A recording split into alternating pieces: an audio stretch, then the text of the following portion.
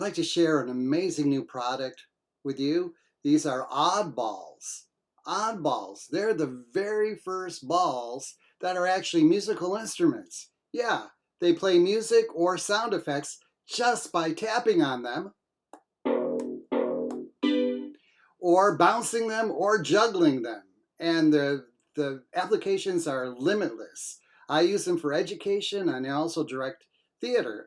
And I'd like to show you some of the cool things you can do with them.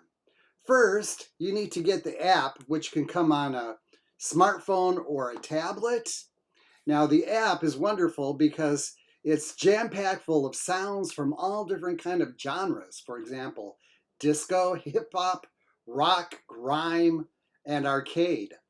And you can play them out through any speakers, either plugged in or wireless. I use this wireless Positive Grid Go speaker, which is great because it's powerful and I could attach it to some part of my body so it actually sounds like the sound is coming directly from the balls. So a lot of applications you can use for it: juggling. I use it for musical improvisation and in the classroom, even for kids as young as kindergarten, to practice rhythm. Lots of fun things you could do with them. As a teacher, the great thing about oddballs is the fact that it's multi-sensory. You have the tactile element as well as an auditory element that really reinforces any concepts you're trying to teach. In a classroom, you could play virtually any kind of rhythm game between students and among students and as a social activity by tapping out different rhythms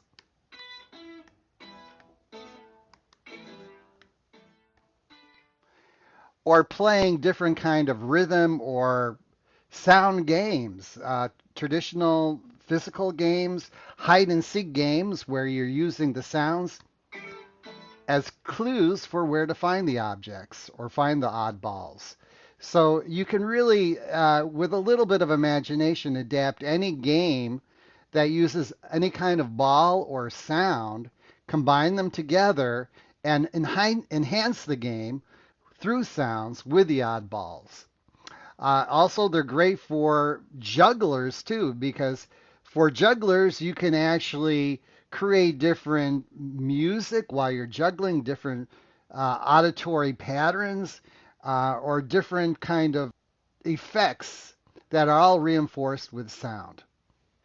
When I teach musical improvisation, I have the players create their own musical melodies and songs based on the tapping of the balls or the throwing of the balls between players. For example, players might make up their own song tapping the balls. I don't want to do the dishes. Or we might do musical improv games where each time they tap a ball, they have to add a new rhyming word. Fire, liar, kire, pyre, sire. So there's applications for adapting the games using the balls, but once you do that, you really reinforce the game. You make it physical, you make it more fun, and you make it more of a challenge rather than just a mental exercise. It becomes a physical and mental activity, and something visually more interesting